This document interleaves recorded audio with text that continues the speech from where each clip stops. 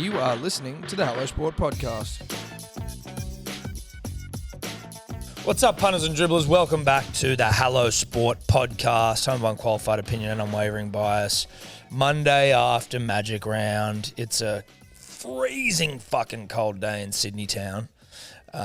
Tracky's the order of the day. And I'm just back here with my old mate. Feel like I spend 98.9% of my life with. Yeah. Need a bit of a breather. You know, like I love spending time with you. Love ya. But enough's enough. Woo up. And, enough's enough. You know, the breather is going to come in the form of, I'll see you tomorrow.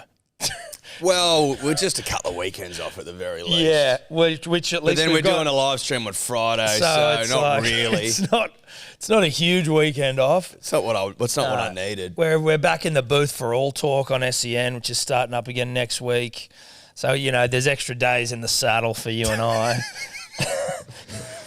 Oh, great. And you share a twin room over the weekend. You share a twin up at Magic Round. Which was fine. Oh, listen, I enjoy it. You know? Sometimes it's nice to have company late at night when you're just like, you know, going to bed or someone to fucking wake up to, you know. Not a smiling face. I don't think any of us were smiling. No, but it's just someone to wake up to. Someone to wake up to. Also, it's probably a cost-saving initiative. Well, it's 100% a cost-saving initiative. From the bean counters here at Hello Sport. Well, the bean counters aren't great organisers. So, you know, you could argue that booking stuff the week of is probably not the best decision to ever make. Well, it's not the way to find a deal. Puts the bean counters under pressure. Yeah, it does. Bean counters start to wig out.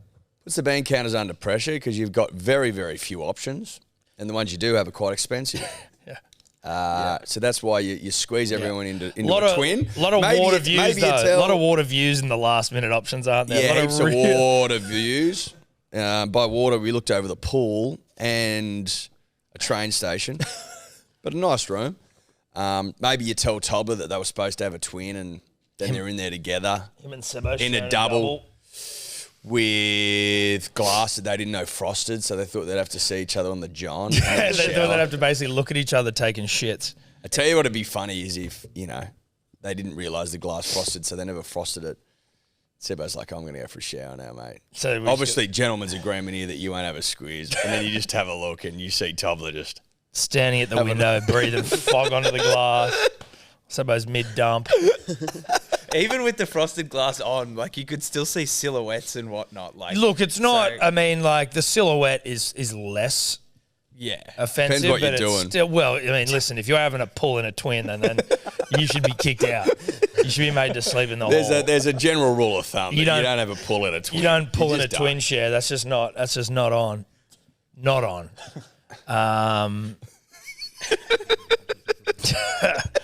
But I wouldn't put it past Tobler or Sebo. No. But Magic Round was, as always, as expected, fucking awesome. Yeah.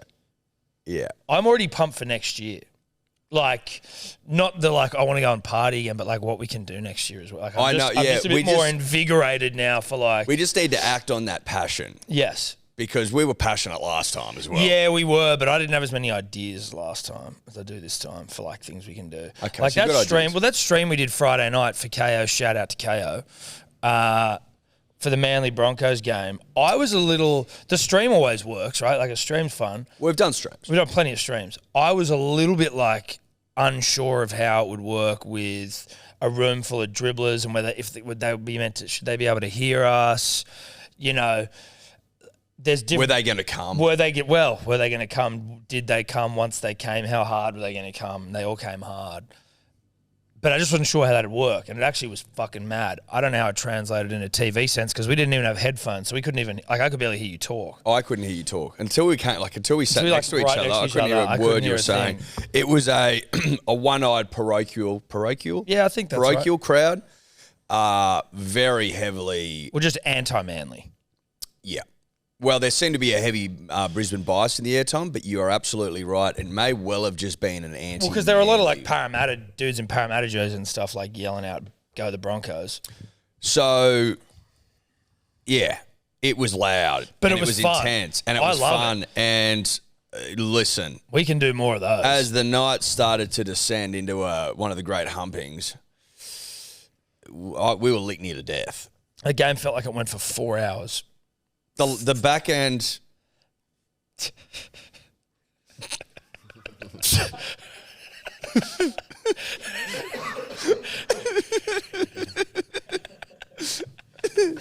Yeah. Yeah, that. So Dave's just brought a photo up onto the fucking screen.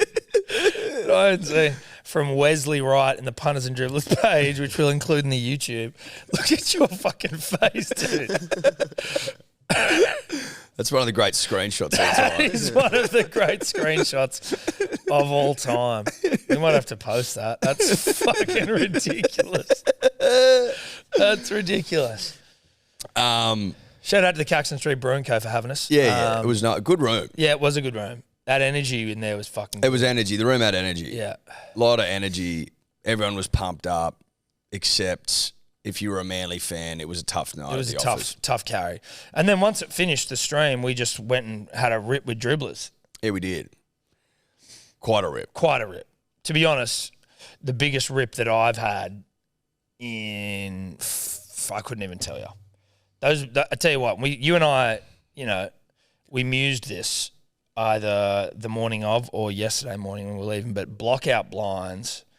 Well, I undefeated. believe it was the golf day morning. Yeah. Where we'd mused.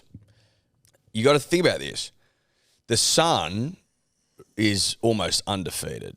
Yeah, almost. Almost. But the blockout blind bests the Sun. Yeah. So the blockout blind, by my estimation, undefeated. Well, it almost pauses like time. It does. Because if you can lose complete track of time with a blockout blind, and if you know what I'm saying. That may have happened to us on the Friday night. That's all we're saying. We might have lost track of time. And by the time we realised it was too late, and it was too late. It was too late. Like and then it was about trying to get as much sleep as you could before we had to play golf. Yep. And then it was about quarter pounders and chicken nuggets and golf. Shout outs to Alfred's apartment for having us. And then it was about trying to get through golf. And I'm not joking, I barely remember the day. You're in a bad way. I was in a particular... Tom was in a bad way. And if someone was worse than me, it was Tobler who had to film the whole thing and didn't say a word. Well, Tobler went mute. He went mute. And it wasn't until the 9th and final hole, I don't even think we played the 9th, the 8th and final hole, when I realised that Tobler hadn't spoken for 2 hours. He was doing a job. Like he was on the ones and twos. He was filming his absolute heart out.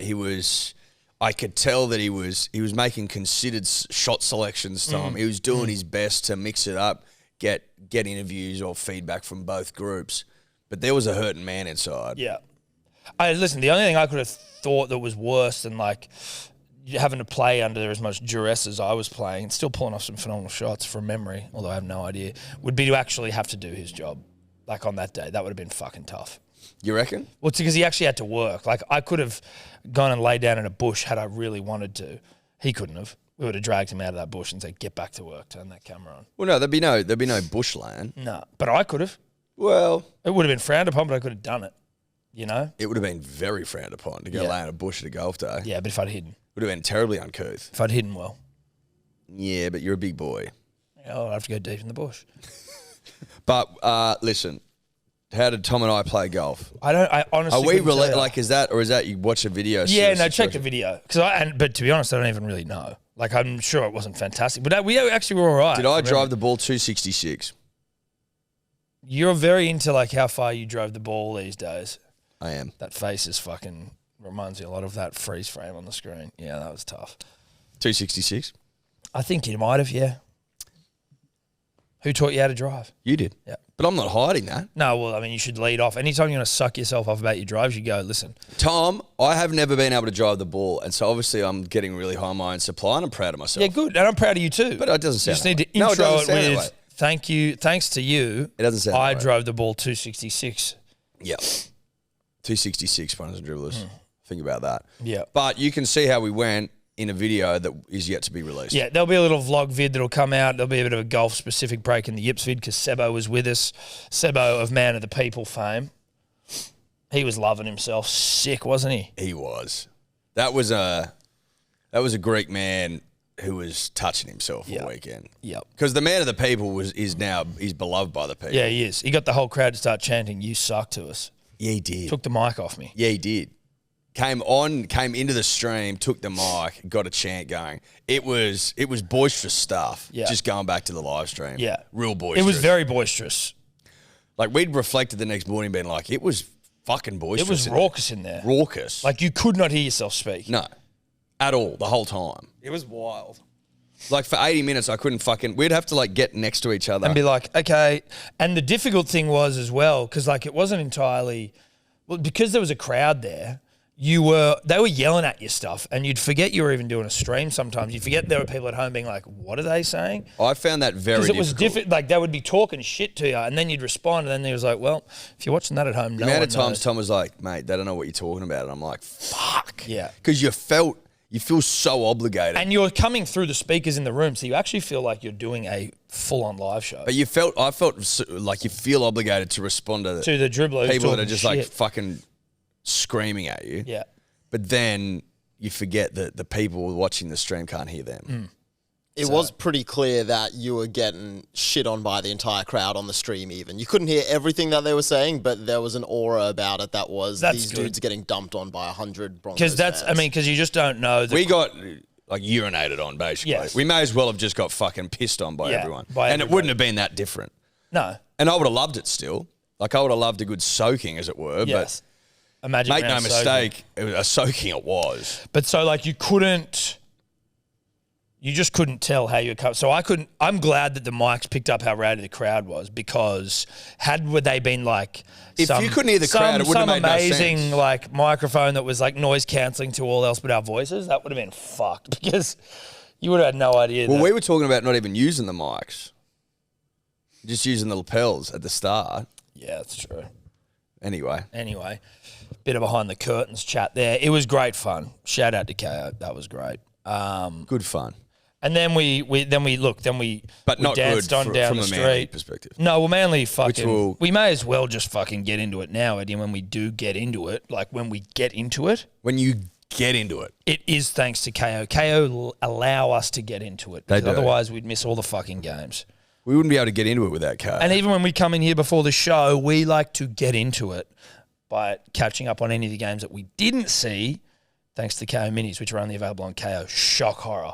Shock horror that KO Mini is only available on KO. Yep. How shocking is that, Are you Tom? shocked by that? I think at this stage, if you're shocked by the fact that KO Minis are on KO, it can't be helped. But shout out to KO. We hate Magic Round. We look like absolute arse pie. And, I mean, there's not a whole lot more to deduce from that other than the team itself looked like shit. Beautifully said, Tom. In that game, Manly looked like pure shit. We've already taken We the also licks. looked like pure shit the week before. Yeah. So that's 2 weeks of back-to-back pure shit. Yep. And there's no hiding from that fact. It is what it is. Yep. Last 2 weeks, absolute horseshit. But did read in the paper yesterday, Josh Schuster training with Spud Carroll, so we're all good. Crisis averted. Crisis averted, guys, don't worry. Spud Carroll getting Schuster in shape. Yep. And when Schuster's in shape, look out. Spud's still in shape. He's like 70. Spud's in good nick. Spud's in good nick. And Jess as well, which Tony is always a Siebes- good sign. Tony Siebes was like, I'm leaving Schuster with Spud for the weekend. I think maybe even stayed at Spud's house. Spud's gym, sorry. Rolled out a What, swag. slept in the gym? Rolled out a swag of Spud's. Spud doesn't sleep, from what I'm hearing. Spud doesn't sleep. No, all Spud's in there just training. Oh, It's he's like when trains. you're ready to train, you get out of that fucking swag, and then when you finish training, you get back in that swag. So you rolled him out of Spud swag. Yeah. Full of Spuds. Sack of Spuds. You could sleep on, I'll tell you what you could sleep on. You could sleep on mashed potato put in a bag. You remember waterbeds? Remember waterbeds? Yeah. You could have a mash bed. You could. You could. No, Could you not? Could. No, you could. Am I losing my mind, or could you have a mash bed? Well, yeah, I'm trying to work out maybe why you would want to do that. Well, because I think Spud would probably do something like that. Well, okay, so if Spud was to, yeah, he might. It's like Wolfman, by all reports, had a heap of wolf-based shit in the house. Yeah, I had Does heard Spud have a lot of Spud-based stuff? Potato and does he stuff. take it as far as filling his waterbed with mash? Look, you might, dude. I'm not going to sit here and You can't rule that out. No, I'm not going to even try. But what I will say is this. If he's got Schuster on that mash bed life, you know what I mean? Where... Yeah. You know, maybe going. maybe part of the training is you got to mash a fucking enough spuds to get a bed full. Yeah, you got to mash your own bed. You gotta mash your own otherwise, spuds. you're sleeping on the. So the more you train, the better you sleep. Well, because the more mashed the spuds are. Because the more mashed spuds are in the bed. Yes, that's it. Like I don't know if you've ever laid on a waterbed, Tom, but my parents used to have one. Looking back, really odd decision, Ma and Pa. Really odd. That's by Sexual? the by. Well, not sexual, just just weird. It might have been though. Yeah, but like, have you ever laid on one? Yeah, I have. They're not great for. Chonging. No. Have you tried? No. I've never chonged on a waterbed as far as I'm aware. But I wonder they're like you start to get the water beds were all the rage. Yeah, but you wouldn't get that on a mash bed. You just go. Yeah, but no, a mash bed would be like memory foam. Yeah, but it wouldn't actually ever bounce back. Memory foam. Oh. You know, you'd just like, and then you'd be stuck into it. Well, it depends how much you put in. You'd need enough for it to like, if I roll over there, it displaces the shit over here to like make it smooth back there again. But you kind of constantly. Well, it depends how mashed it was. Well, if it was or how much milk you put in. Well, if it became liquid, then it's a waterbed. Well, but it'd be made of mash primarily with some milk and shit in there. Yeah, okay. So I guess the density of the mash not important, much like the conversation. Well, I've enjoyed it. Happy for Schuster though. Happy for Schuster. Send photos of the mash bed. Yeah. Happy for Schuster. We suck at the moment or on the week. Apparently, we're not signing. Are you telling me that? Flanagan not Apparently, coming? we're not getting Flanagan anymore. We're not getting Brooks Apparently, anymore? we're not switching Schuster anymore. But there's more rumours saying we might get Matt Lodge. Now, Isaac Moses basically owns the club. He's the player manager, if you believe what you hear. And Matt Lodge, I think, is a fucking Isaac Moses stable. That's what we're hearing. And that the Roosters don't want him. So, and he lives on the beaches. I would take Matt Lodge. Let me put that out there.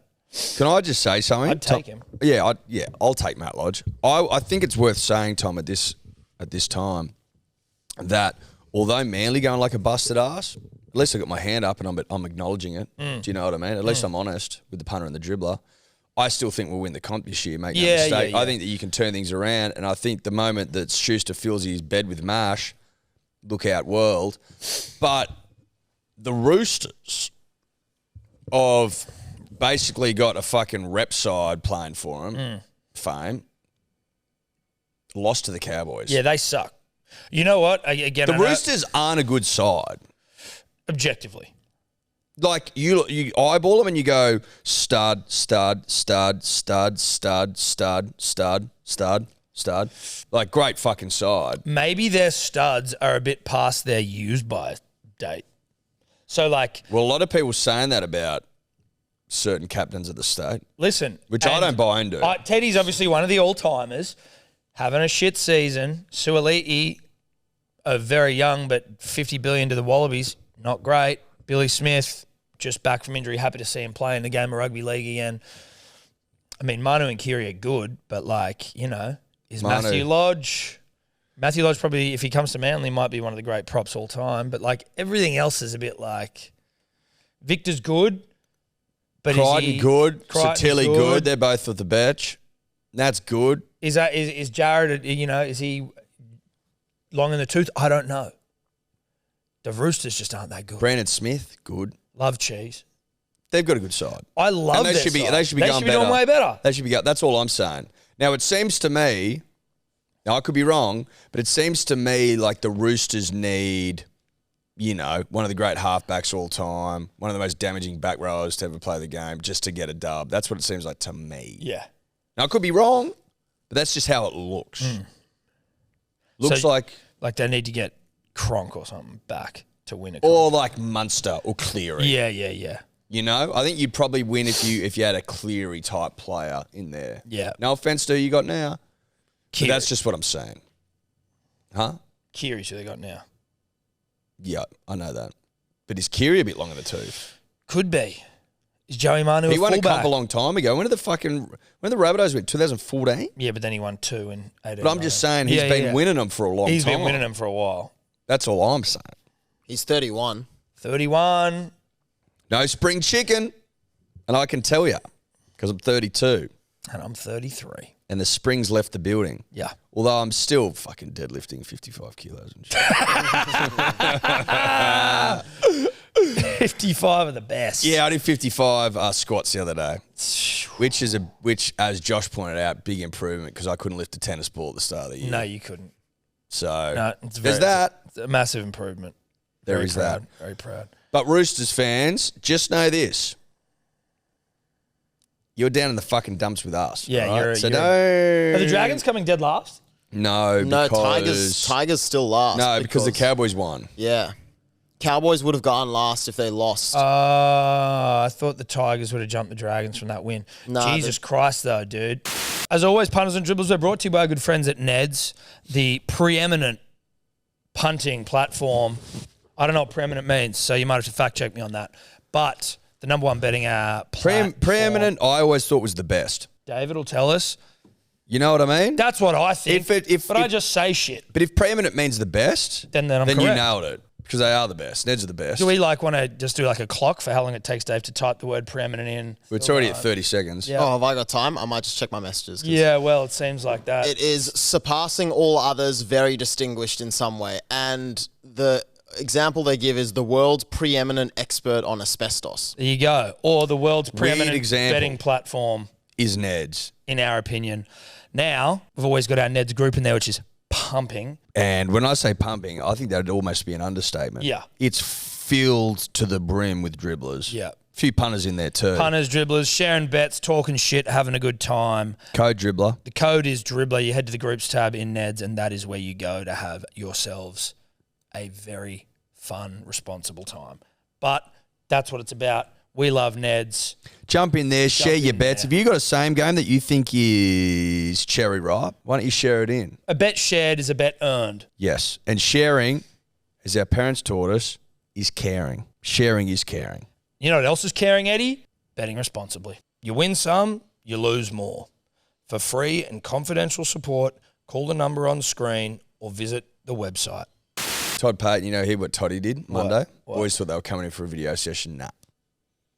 Big wrestling session. Oh, just wrestling. Wrestling for an hour. WWF, like stunners and shit? Or I don't know. I wasn't there, but I wouldn't rule that out. a Because big it was a good WWF win. session. Yeah. Just get in there, stunners and shit, whatever you said. Not a big wrestler, but that's what they did for an hour. Good. Real accountability session. Well, Tom. maybe it's about trying to be tough for a second.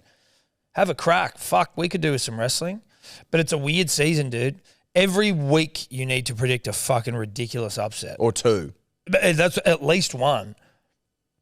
Go back to the results. Fucking Doggies always getting it done over the Raiders would have been nice. We've already talked about Manly getting fucked up. Penrith defeating the Warriors. The Fish. That was the one. Fish over the Fish. Battle of the Fins. Dolphins now take the right to own Fins into perpetuity. Yeah, but Suncorp, Wayne Bennett, 900th game. I know, dude, but we never fucking see the writing on the wall. You know what? You see that and you're, yeah, of course, fucking Wayne Bennett. Yeah, sure, not going to happen. And then they absolutely fucking pound them. You know? Very frustrating that I see these things afterwards. Hindsight, dude. We did get Tigers beating the Dragons, right? And I was so close to Golden Point. It's not funny. I got that. We Tigers toss unders. a coin. That was how Daddy wanted to approach betting for a little while, which I still may do. Was that your big idea? That was my break the glass. There was just going to be a coin in there. I was just going to toss the coin. An about even coin. Yeah. I respect that. Yeah, thank you. I'll still do it. Eels losing to Titans was fucking great. You love to see that. I just love seeing the Eels lose. Pop 4 and 2 tries. Almost got Should have been 3. You love to see it. But a great weekend for footy, punters and dribblers. Yes. That's essentially where we're getting to. A great... I like that rugby league just showing itself off. Dude, it's actually Getting the best high on fucking its own weekend, dude. supply. Really starting to touch and feel itself. It is the best weekend. And they're talking about because everyone sees how hot it is, that they're trying to move it. They want to the other states are bidding for it. You do not take it away from Brisbane. Yeah, but Tom, I respect a good bid. It's all just about Now, Queensland's done a great fucking job. Don't get me wrong. Queensland have done an incredible job, and I don't think it should be moved. I also don't think it will be moved. You can't move it away from Caxton Street. No, it's you too can't. powerful. It's too powerful. The energy there on Friday night in particular was biblical. Yes. People were foaming at the mouth everywhere you went. Just high on rugby league. A real unifier. And it seemed, at least to me, like everyone was getting on. Yeah. Everyone's cool. In a great It's such way. a nice vibe. Everyone's like, you fucking, you know, everyone's going for their own team or whatever, but like, it was great vibes. But the NRL's in the money-making business. kashish business, Tom. Yes. Now, if it means going to a bid-based system to get more money, squeeze more money out of the states, then that's fine. As long as it goes back into grassroots. As long as it, well, the Grassroots rugby league. straight in grassroots, but as long as it stays in Queensland, I don't give a fuck. But it is the best. If you don't go, or if you aren't like, you got to go. It's a dribbly thing to go to, and it's fun. You just go and you just party. We didn't even go to a game. Well, I heard Guru saying that he had tried to convince himself last year when he didn't go that he wasn't missing out on anything, and then he, having gone this weekend, said it was one of the great moments of his life. Basically, that's verbatim, Mate. but was basically Magic saying Round is made for it was Guru. one of the best experiences of his life. Yeah, Magic Round is made. Now, obviously, for the road. Guru loves rugby league football, arguably more than anyone else on the planet, but he's not wrong. No, You got to go.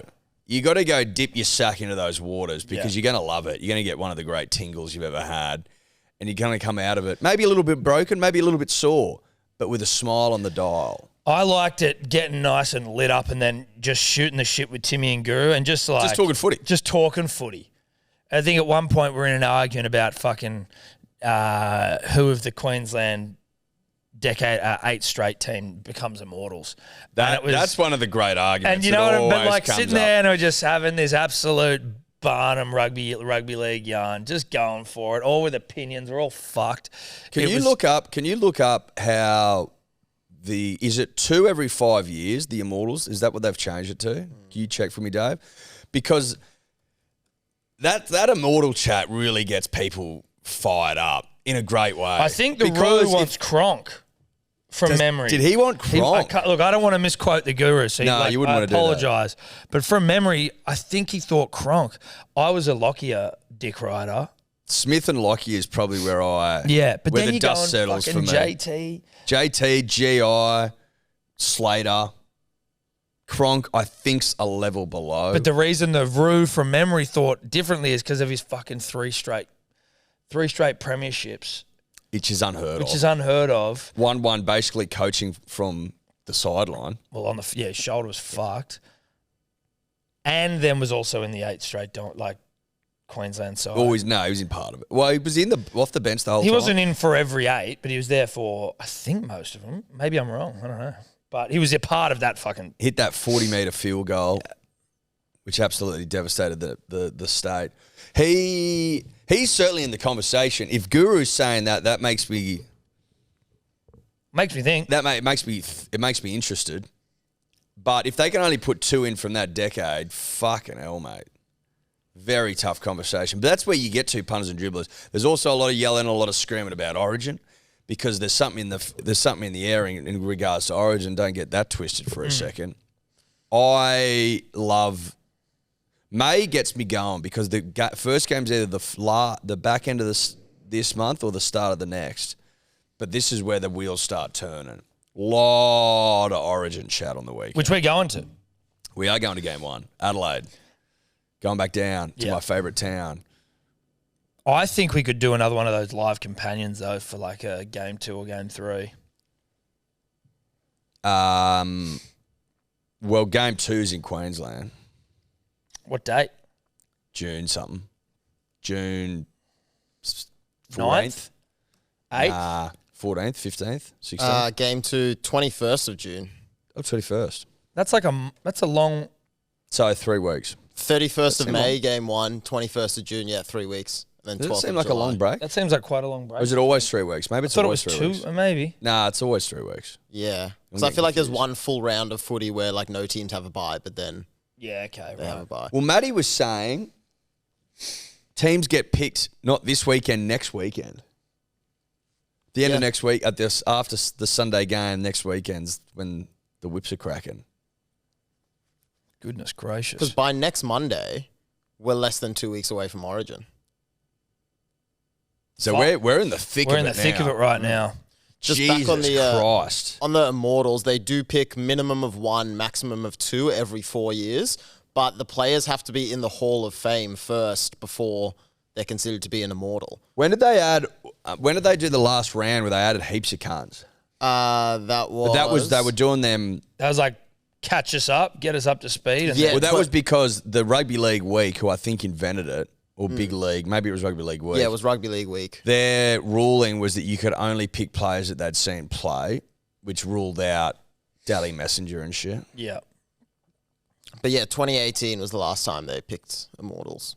What do you think about bloody Newcastle fucking off to Bali on their bye week after, because Gus Gould was pissed off. Who went? Can I get a playlist to see who went? Kalen didn't. No, I know Kalen didn't. If Kalen went, in all honesty, I would have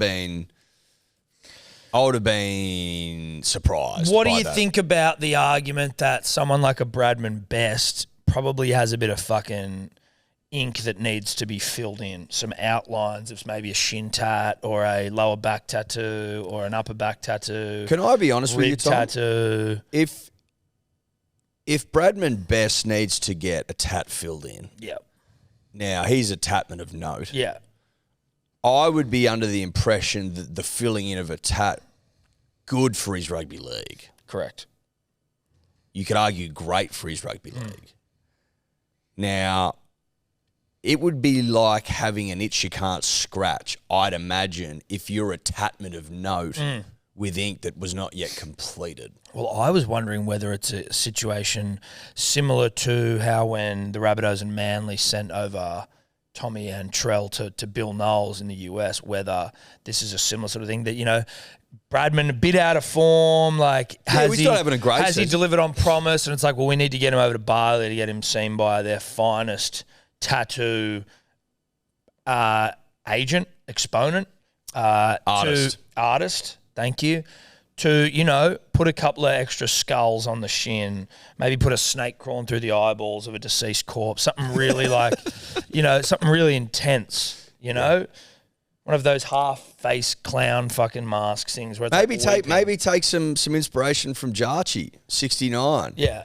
With the dagger through the back, with a bit of colour. Bit of blood in coming there. through in and out of the skin. Well, that's like Brock Lesnar's dick knife on his chest. A really classy is it a pocket knife almost? Well, Jarch tries to say that his was a dagger, but I think it looks more like a pocket knife. Looks more like a Swiss Army knife. Shout out to Tobler's dad who gave us Swiss Army Shout out knives to Papa because you never know when you'll need something like that. No, I did have to get mine out of my carry-on luggage as I was leaving the house. But you never know when you might get wrapped up in a bit of fishing net and need to Jimmy your way cut out. yourself out. Yeah. So that's the sort of dagger that Jarchi 69 from TikTok has in the back of his. But with shoulders. coloured blood, Coloured which was blood. always a bold choice. The knife in, then out, and then in again, then and blood then out again. on the tip and blood sort of coming out. It's elegant, it's understated, and I think that, if Phil knew the whole story and knew that there was a couple of players that down on form and they needed to get over there for some tattoo-based sort of rehab, then maybe he wouldn't have been so salty. I just think it's different generations clashing. So presumably in Phil's era, people didn't need to go to Bali for rehab, tattoo-based rehab. No, they'd go for a different rehab. They'd go, well, but times have changed. No, times have changed. And ink's important to the next generation, Yeah. to these young whippersnappers coming through. Well, sometimes it's telling the story of their life in ink on their body. That's right. Much like Prison Break, how he tattooed the fucking the what was it like? How to break out of the prison? Well, on his basically, skin. Tom, he needed the schematics, the blueprints of the prison Blueprint. on his body, along with a couple of different codes and pieces of information that he could rely on during his pursuit to get out. Because although the guy whose name escapes me, but we all know what he looks like, had one of the great photographic memories all time, even he couldn't recall all of it. all of what he needed. So maybe to. they're getting plays tattooed on Bradman over there. You know what I mean? Yeah. That was me look at my arm, pretending to be Bradman Best to be like, what fucking Michael Schofield. Michael Schofield, played by Wentworth Miller. Yeah. Dominic Purcell, Australian. Shout out to him. Can I say something about Prison Break quickly, Tom? Yep. Don't know when it was. Probably high school. There'd be a lot of cunts who don't know what the fuck movie within this the is. last 4 years. I'd say I went back and I watched it again, and it was sensational. Held up? Just season 1. Yeah, season 1's all you need. It's all you need. It's all you need. Everything else was kind of lame. Shout out to Teabag. Shout out to Teabag. Shout out to Teabag. Hold my pocket. That's a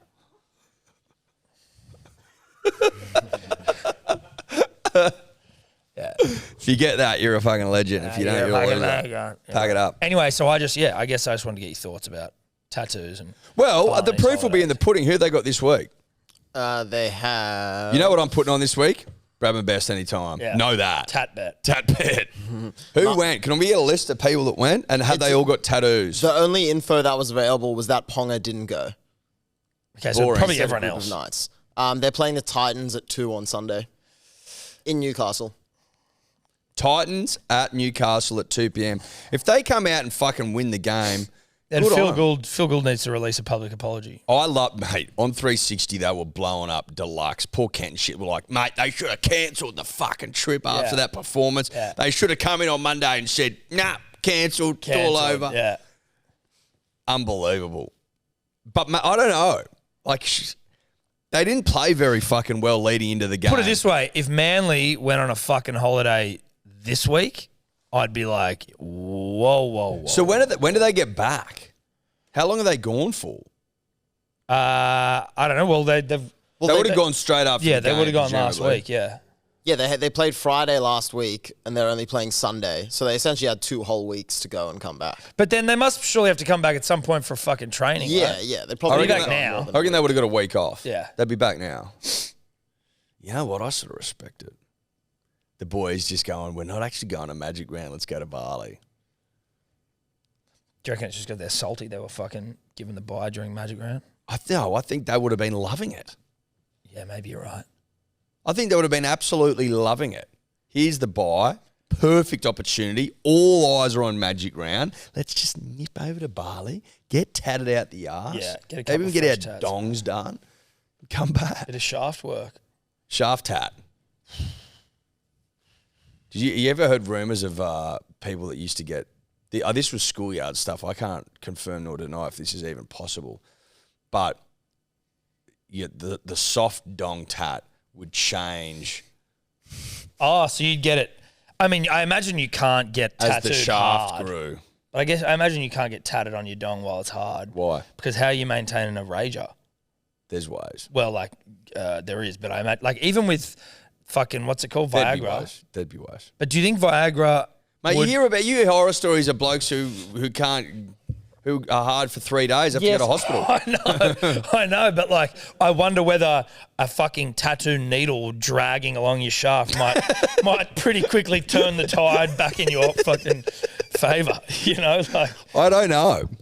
There was that dude in Spain, in Barcelona. Did you ever see him when you'd walk? Is it La Ramblas or whatever the fuck it's called over there? Yep. And it was this dude with just one of the great floppy dongs of all time, humongous.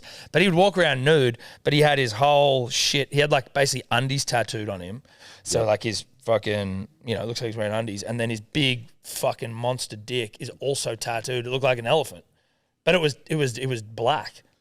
He was a tanned brown dude, but this was there you go. His dick's not tattooed. I feel like we've been through this before. Yeah, we definitely on the have. podcast once, yeah. So he's got the nappy, the undies tattooed, but his big fat dick isn't. All right. Maybe it looks wouldn't. hard, No, but though, doesn't it? Look at that thing. That looks like there's too much blood in it. But it might have. He might have got it done over the years because that thing's not tattooed at all. No, but maybe I'm just thinking. Maybe I'm just remembering. Well, that's just a false memory, isn't it? Well, I'm pretty fucking close. He's got undies tattooed. It's just his big giant penis is flopping around. I thought he was younger than that, to be honest. And that's how he gets around town. Yeah, dude. And no one gives a shit. Well, because he's just one of the great showers. He's a serious shower, isn't he? But that thing, That's, you know what? That's what showers get up to. This is shower That's season. just shower shit. You know what I mean? Yes. Everyone else, it's a grower. He's looking at it and go, what But the you got mates who are showers. It's like the showers get around with their fucking big old pieces. And they don't give a fuck. Nah. Well, there'd be a freedom to having a fucking There would be an monster shower. absolute freedom. Yeah. Almost begging people to dack you. Yeah, exactly. Are we dacking each other again? Like, ooh, Yeah. dack me. Dack me. Yeah, that's shower shit. That's dude. shower shit, mate. They're just getting undies tattooed onto you and walking around La Rumblers for most of your life is just real shower behaviour. He also looks like he's constantly got a bit of blood in it. That thing looks like he primes it. Yes, but that to me is illegal in the sense of going like. No, but he'd be but if he's priming it and then walking down the shops and stuff, like it's not going to stay primed necessarily. No, but I think that's El Natural. As in, you think that's a natural priming? I think it just his body. By you just flopping around, it's slowly like waking it up. No, I don't know about that. I think that potentially that's just how he lives his life. Oh, that's half chub. Yeah, right. That's his constant. Yes. Which it could be because it's such a fucking massive appendage that maybe it just needs like a certain amount of blood to operate. Well, I think it would. Yeah. Maybe it probably moves a bit slower upstairs as well. Yes. Because that thing's just taking all the blood. Because there'd be a fine sort of balance internally, you would think. An equilibrium of sorts that you'd need to find between blood in the shaft and blood to like your vital organs. Well, it's if you're in the cold weather, the body starts abandoning. It pumps blood to where it needs to. Yeah, well, your limbs and everything. That's why your limbs and shit get cold because your blood just keeps you. That's what I'm saying. Yeah. But his brain, his system has made an active decision to keep that thing going. How blooded cold does it up. get in Spain? I wouldn't be that cold. Or maybe I think he gets pretty cold. They get a in the winter that sort of would see him maybe retreat to some trackies or something like that. Or like, as easy as he just like, fuck it.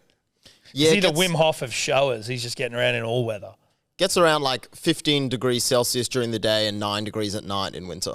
Basically, it's 15 to 12 today. That's cold. Yeah, but a bit of wind chill out there. But you could get wind chill. Yes, you could. In but Barcelona.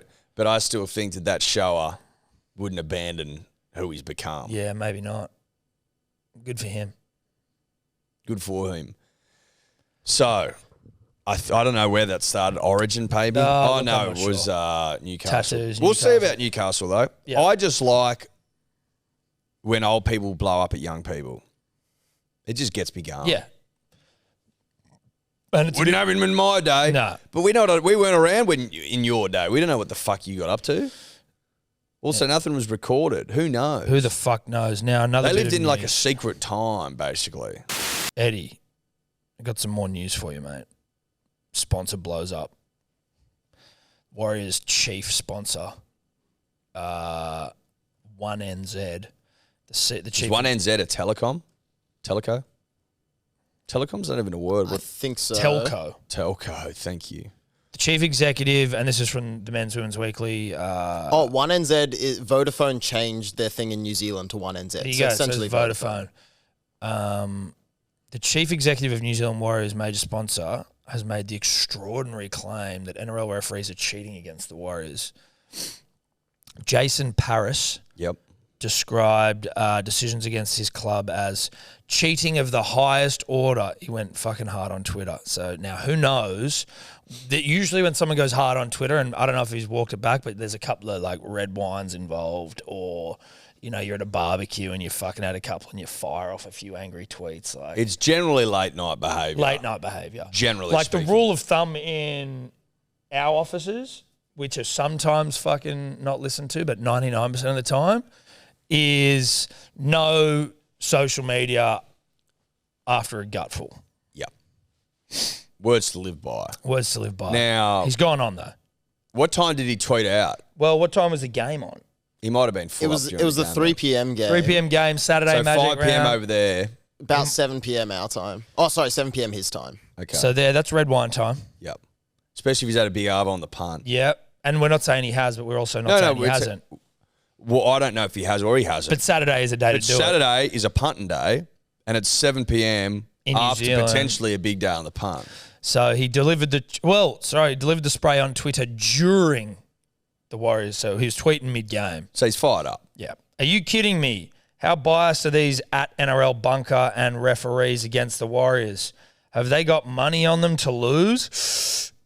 It's like they're permanently against 14 men on the field and they want us to play with 12. It's absolutely outrageous and so incredibly frustrating. Imagine how the team feel. 3 games in 11 days and then this rubbish. Cheating of the highest order. Cheating of the highest order. Cheating of the highest order is a huge yarn. That's the CEO Yeah. of then, Vodafone New Zealand. what's the coach said? The Warriors lost 18-6. Afterwards, Coach Andrew Webster struggled to contain himself at the press conference. I'm going to take a hat around and get you guys to pay for my fine. Andrew Abdo, unacceptable comments. So just to clarify one more time, that's the CEO of essentially Vodafone New Zealand I guess so. Jason Blowing- Paris. saying that was cheating of the highest order. Now, I reckon, again, but that's red wine territory or at least some sort of... He's got to have something on board. Yeah, Surely.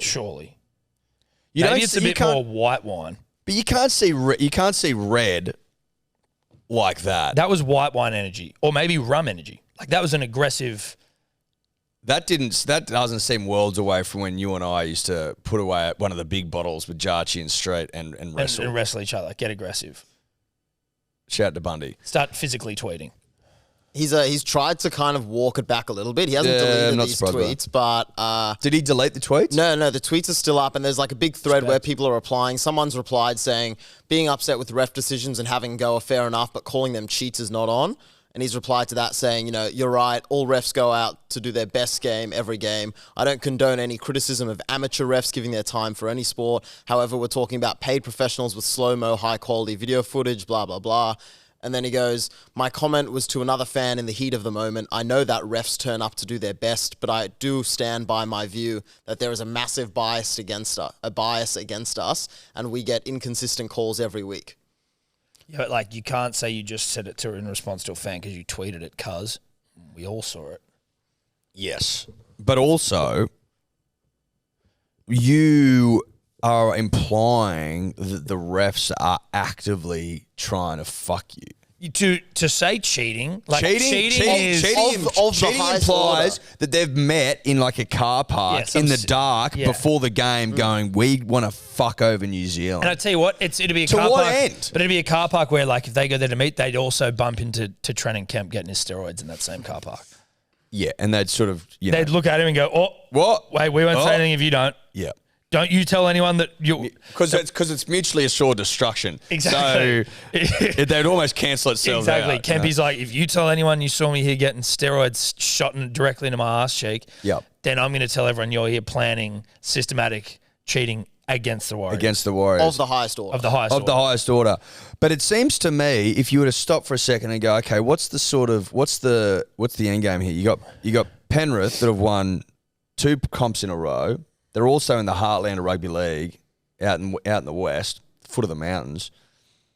Like the game's good out there. Wouldn't you think that a winning Warriors would be good for the game? Maybe try to eke back a bit of the pie off rugby union over there.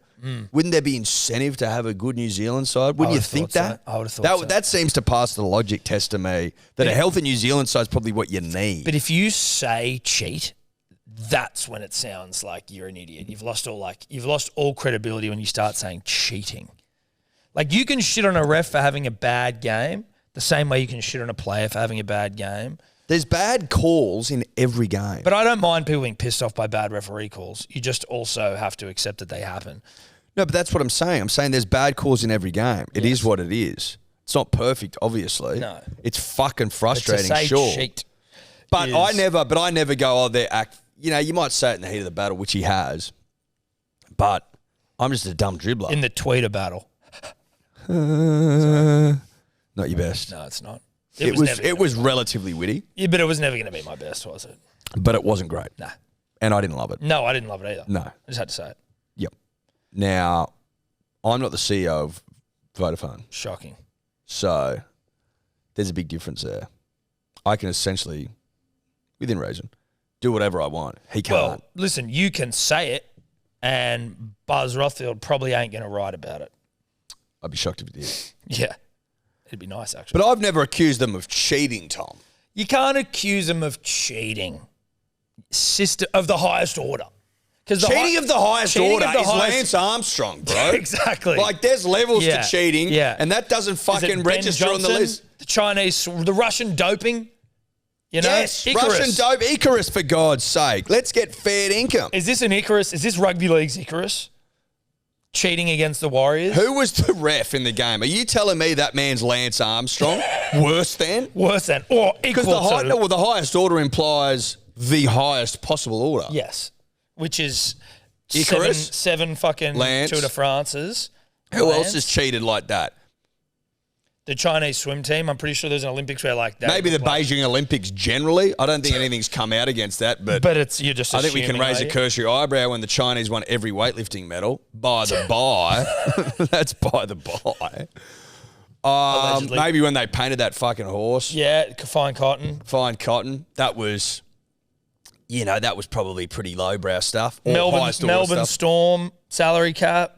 See, even that, I know that's not even highest order. No, that's just more because Dave was here. Yeah, I know, and you looked at him when you said it. Yeah, but that's sort of what we're looking for. But a round 10 Magic Round game, like Magnus Carlsen with the anal beads. Well, we don't know. That wasn't proven. We don't know if they were in there for pleasure or for fucking. Is that a guy that just was a fan of his beads? Or was he using the vibrational pulse of those things to tell him how to play chess? The man was still a grandmaster. Because you see videos all the time of women putting them in and their boyfriends having a bit controlling of a play them when they're going down to fucking buy stuff at the shops and no one Dylan says a Alcott word. did it with his missus at a goddamn restaurant. And everyone celebrated it. This bloke's got some beads in during a chess game and everyone says he's cheating. Maybe he's just loving it. Maybe his missus is sitting on the sideline just giving him just milking his prostate.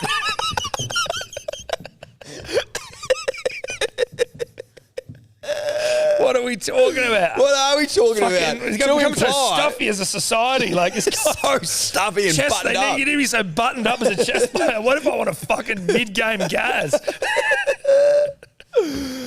Oh, maybe I want my G-spot tingle. Fuck. Can I not have my missus tickle my G-spot in the middle of a fucking highly stressful chess game? What is the world coming to? Against the best player in arguably all time? On the planet? Maybe it's a tactic. So, I mean, of the highest order. Now, maybe the ref had something in his ass. Who's the ref? Todd Smith. Todd Smith might have had something in his ass. Yeah, he reeks of a bead. Todd Smith sounds like he's got a kink in him. But if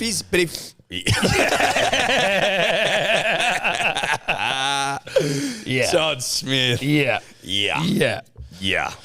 Yeah, definitely, dude. Yeah, 59 games as well. So he's still young. He's still a pup in refereeing terms. Like, you're still trying to find yourself. 57 is a touchy as well. Yeah, but I mean, 59, only two as referee. 2 as a referee. Oh, there you go. This might have been at the start of this season. Whatever. That's bead work, though. That's bead. Like, you wouldn't be shocked if he was getting milked mid-game. And that could maybe throw off his decision-making. His first grade debut was in 2019. As a referee. As a touchy. It was a touchy. He's bided his time, hasn't he? He was a 2020 NRL Grand Final touchy. Touchies. I love a good touchy. I don't listen.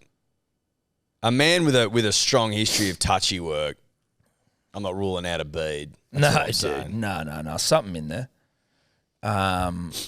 Something about the flag. Yeah. Now, well, is it controlled by is he getting himself off? You could hide a remote in the flag. Yeah, easy. Just press the button. Yeah, every time you put it up, it's. Yeah, that's not out. Yeah, it is. Penalty. Yeah, if he blows the whistle, that's when he really gets set off.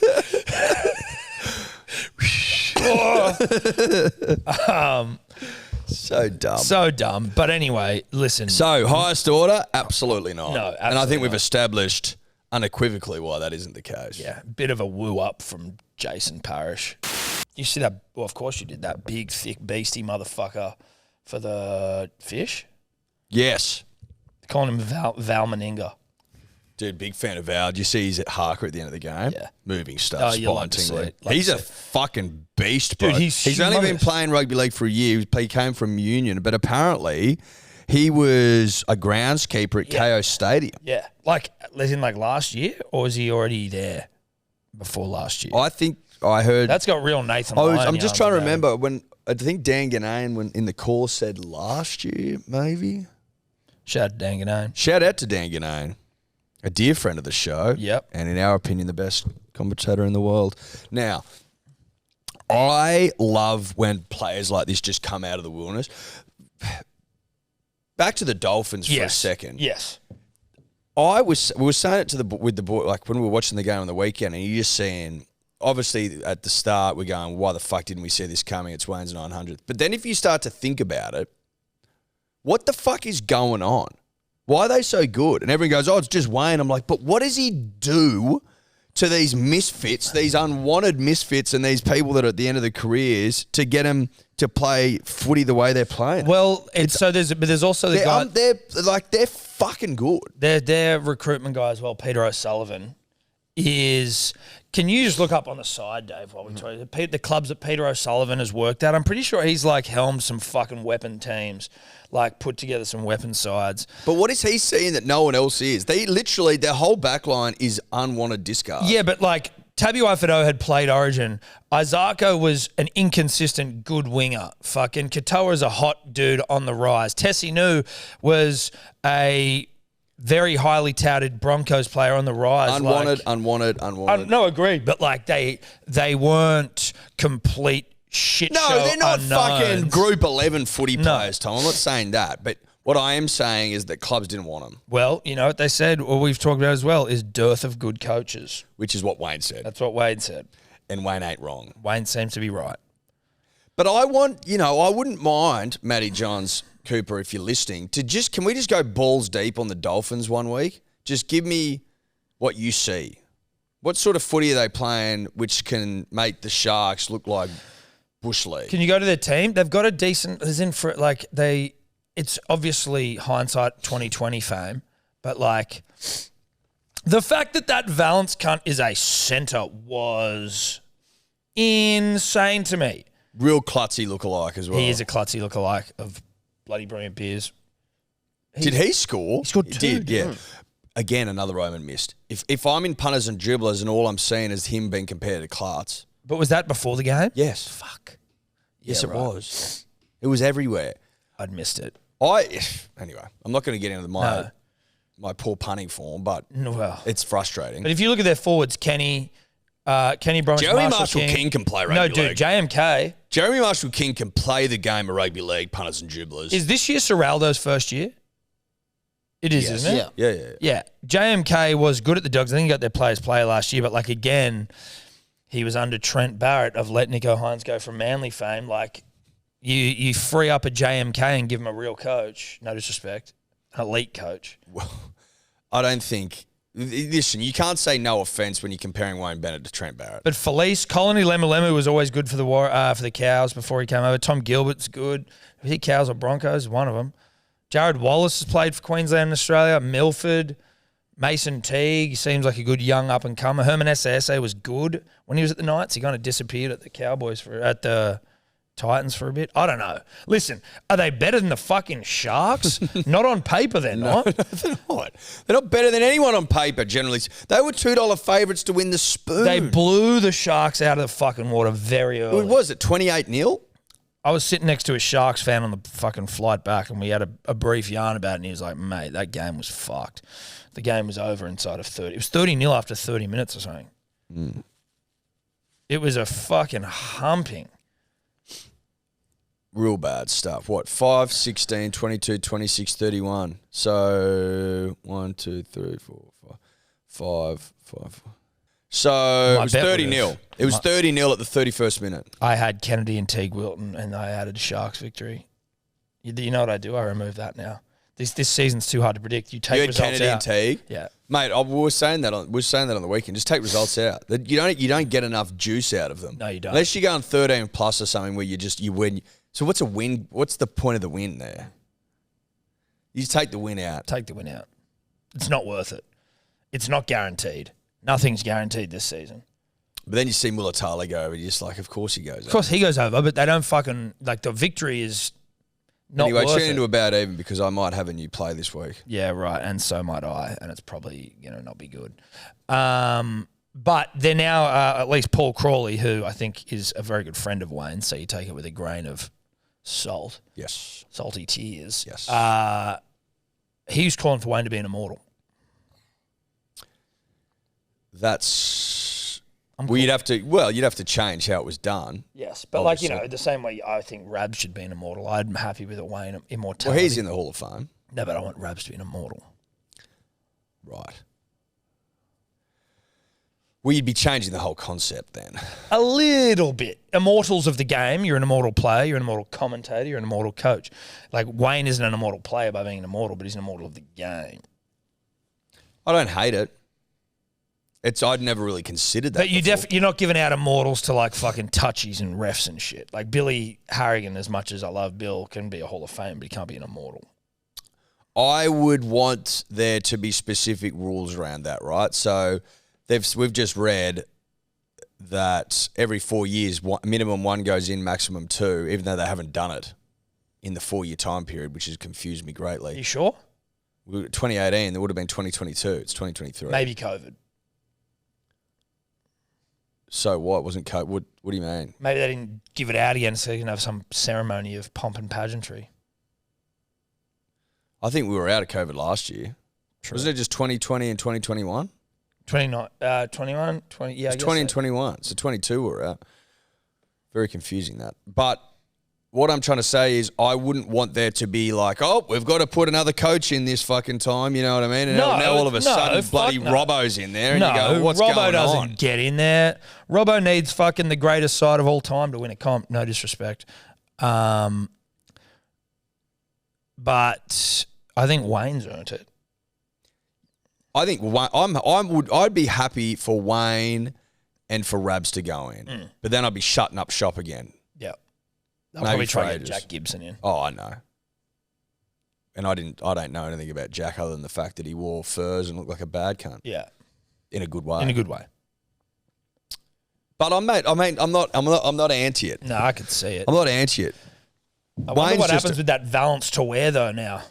Like, does he stay in the side after that, or do they go, thank you for your services, young pup? I'd be keeping Valence in there. I reckon he's all Can guts. you go to the Dolphins website and please get his dimensions, Dave? He seems like a big, thick gentleman. We'll get it. He was replacing Brenko Lee, who was a last minute pull out. So I don't know if he impressed enough. So here we go. Branko's been going all right. 108 108. kilos.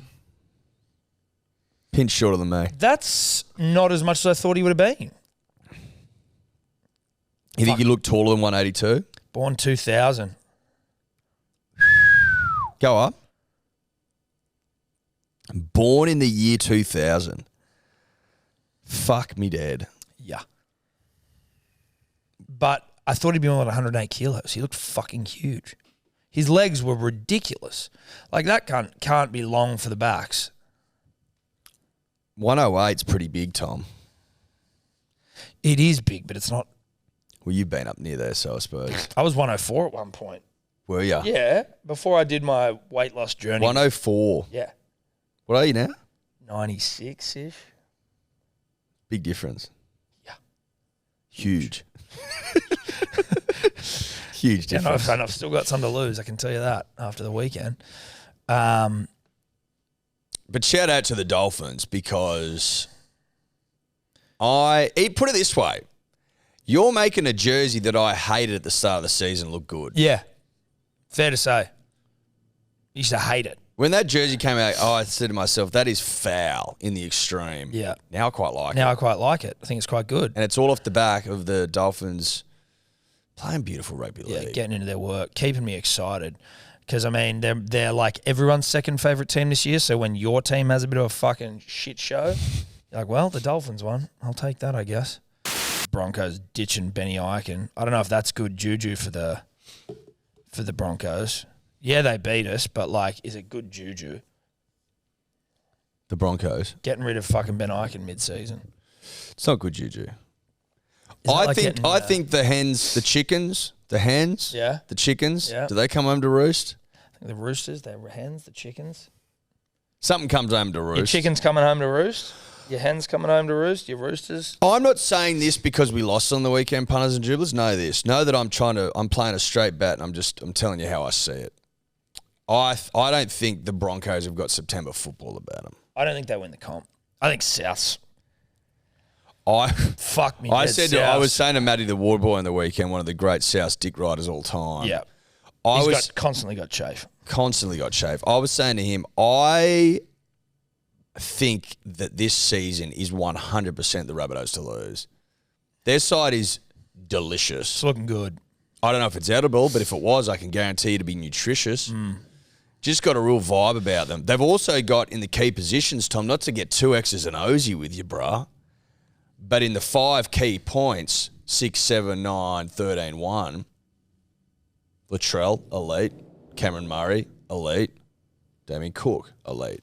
Cody Walker, elite. Ilias on the rise. Yeah. So you got 4 of the 5 locked in. Not bad. And Ilias on the rise. On the rise. Kid's rising. Make no mistake, Ilias starting to really ripen up. Bread in the oven sort of stuff. Yeah. That dough's starting to rise. Yep. All like self-raising flour that you put in muffins, you know what I mean? Starting to come up. Yeah. Raising itself. Oh, it's raising it. So it's self-raising. Tom. Self-raising, yeah. Not to be confused, punters and dribblers, with just regular run-of-the-mill flour, which won't do a whole lot of raising. It's got to be raised itself. Well, it's got to raise itself to get raise out of it. Obviously, you put it in cakes, muffins, Things of that nature. pikelets. And they fucking humped the Storm. Who beat them last time? I tipped Storm. Are we shocked? No, we shouldn't be. Trell should have been sin bin, but Shut up. Obviously, I have Campbell Graham for a double, doesn't score a single. Like, you know. And also, I had, up until the very start of the show, I had AJ in there for 2, took it out. And I thought, it's Campbell's year. I had Trell Money. You know. It's just Melbourne. that sort of season. Did Money score? nah, I don't think so. Remus and Bronson. Yep. Great stuff. But the Rabbitohs, listen, Rabbitohs fans, it's yours to lose. Know that. I'm not trying to put the knocker on you. I'm not trying to wig you out. But if you don't win the comp, it's a fuck up. It's a fuck up. Real big fuck up. If you can stay fit, which there's no reason to say you won't, huge fuck up if you don't win the comp. Obviously, the Panthers aren't as good as they were last year for obvious reasons. Lost a couple of studs. Melbourne Storm, they're not lighting me up. You know what I mean? Their last few weeks. I'm not looking at that side going, fuck, that feels like an old school Storm side. Still got Paps to come back. But the Rabbitohs. When's he coming back? I don't even. Well, as Guru said. I don't even think he's coming back. He'll come back. Even if he comes back round 20, this is what Guru was saying. He's still got essentially 2 months to get back to his best before the finals. And we're good enough with Meany to make the finals. If Pap can time his run to get good in the finals, it's danger for everyone If he else. can, but nothing seeming to suggest that he will. No one's even saying when he's coming back. And I hope he comes back, but like, you know what I mean? I hope he comes back, but I was under the impression that it was more like next season. It's all smoke and mirrors. Yeah, it is. But then who else is there? Sharks? Sharks No, I don't don't seem think like so. that. Yeah, after that. Broncos? Still a bit wet behind the ears, I think, Bit on the wet, whole. Moist. Bit moist behind the It'll ears. probably be Penrith fucking South. I mean, Roosters maybe turn something on. Manly win it. Manly obviously there or thereabouts. I'm not going to say it's ours to lose because that's not. Well, it's no point in us putting our thoughts in about Manly because you know our thoughts about Manly. Exactly. So we're just Outside of Manly, Rabbitohs to lose. Who else you got? Who else is there? Warriors? Nah. Roosters? Have they got an immortal playing for them at the moment? Like, have you got an immortal half? Because if you don't, you're not going to win. No. The Roosters only really play well when they have like halves or players generally that have won multiple comps probably somewhere else and, you know, you're signing them at like the top of their game. You know, if they Like got Cleary and Latrell back or something, that'd probably be a sniff, maybe. Yeah. Maybe Munster as well. Cleary, I honestly Munster. reckon Trent would be able to coach Roosters to a win if they got Munster, Cleary, and Latrell. Trell. I reckon then they'd probably win. And maybe Haas. Maybe Haas. And maybe like Harry Grant or something, maybe. Yeah. No offense. Just because then they can get 1-2 punch of cheese and Harry off the which bench. works so well. Yeah. Obviously, I'm a huge Brandon Smith fan, but you know Well, what it's I just mean? about talking about what Trent would need. It's just What Trent would need to get over the line. Joey Manu, good. Obviously, a golden boot winner, not playing in their correct position because you've got the greatest fullback in the game there. That's obviously a good headache to have as well, having like the second best fullback in the game, arguably, or the current best player in the game from an international standpoint. Just have him we'll just fit him in wherever. Just put it back in the centres, probably. Yeah. Now, obviously, there is a Suali'i situation there. Do you put him in the centres or do you put him in the wing before he goes to rugby union for I think you put him back on $1.6 the million a year? wing. And then what do we do for wingers? Because Latrell, you probably... Could we bring back Semi-Rad Radra or someone from overseas to get him to come in? Or, do we sign some... who's the greatest winger in the game right now? Does that O'Carr nip on over from the Dogs? Potentially. Korobidi from rugby, sign him back over. May as well. Even if he's just fucking in the squad. Folau's 33? You could get him back. He might say some off-colour shit, but it's the Roosters. Put a muzzle on him. Yeah. Get a muzzle made for him. An audio muzzle. Yeah. Where you can scream shit, but it just doesn't come out. Or it just changes it to audibly palatable phrases. Yes. Fucking... So if he like says... a translator. Well, if he says something fucked up all gays go to hell, it comes out with I love gays. Yeah. Let's have a pride round. Vote yes. Yes, vote yes. That sort of thing. That's sort of the technology that the Roosters would have access to, high-level government shit. Yeah, it's a Folau translator. Yeah, just put it over Not a translator, it's like a mediator or a filter. A Folau filter. Yeah. FF, patented technology. Well, it's probably already government-owned. Yeah. But I'm just saying, if you want to bolster, it's just to help Trent get another comp, right? That's all we're saying. That's all we're saying. Probably bring Cameron Murray over. Well, why not, mate? Who's their 13 currently? Victor Radley. He's probably better off the bench. Well, he might be a bit more punch off the bench. Nico wouldn't look out of place on the bench. No, he wouldn't. Good 14. Well, if you have Cleary, Nico at 14. Well, you maybe fuck Keary off and you have fucking Nico. Fuck Keary off. No disrespect, Keary has won 3 comps, but yeah, but he's 31. Where is he at now, though? That's exactly right. Yeah. I think Hines, Cleary, or Munster, either. It's apples or oranges, really. Listen, I mean, all you got to do is just give him a car or something. Cause obviously you're going to have to sweeten the deal. They'll take unders. What's a Bugatti go for, though? Is that something that would sweeten up a deal? Is that topping up a contract? No one's been able to explain it to me, but I was under the impression that if you didn't guarantee a third-party deal when they signed, I don't even know how that works, you could theoretically become a Bugatti owner. No, a Bugatti ambassador, paid very healthy wage by Bugatti to promote Bugattis, but you also get a Bugatti that you get to keep. And that has nothing to do with your NRL contract. No, it doesn't. It's just, whoops, I came to the Roosters and now all of a sudden Bugatti want me to be their ambassador. Right. I think that's play on. Having never shown an interest in cars generally. Never. Nor have I driven anything, other than like a Hyundai Getz. That's right. And is there a heap of alignment between Bugatti, a supercar, and the Roosters? Only other than the fact that billionaires drove Bugattis and billionaires own the Roosters. That's probably the similarity that you could point to. But I don't think that that's illegal in the eyes of the auditor, Tom. Nor should it be. Shout out to Ian Schubert. So, you bring him over. Cleary gets Bugatti. Maybe Munster all of a sudden gets a Ferrari ambassadorship. What about, can we give him an NBA team? What about starting to try and set these guys up for life after rugby league? Because it's not just about the player, it's about the man. Yeah, can you put things in people's names? Well, and it's probably more likely an NBL side, if we're being honest. But, I mean, could be an NBA side. I don't know how much they cost. How would this look if you played a game of cards and it just got out of hand and all of a sudden the billionaire puts up a fucking $30 million Palm Beach house? Goes, I bet you this. Yeah, I bet you. But he knows you got the nuts. He knows you got a fucking full house, pair of aces. Yeah. And he's got a 2-7, not suited, nothing doing.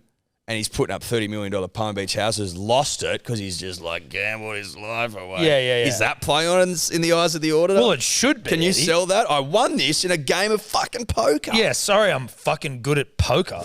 You know what? I'm not just the greatest. I'm not just a footballer. I'm not just the greatest current rugby league player playing for another club, breaking my contract for a Palm Beach house I just won in a game of cards. I'm more than that, dude. More than that. Have you seen Titanic? Sometimes luck can come your way. Exactly. Fucking a week ago, I was playing rugby league at the shittest club on the planet. Now I'm here, sitting in a Bugatti with you fine people. Just eating caviar. Yeah.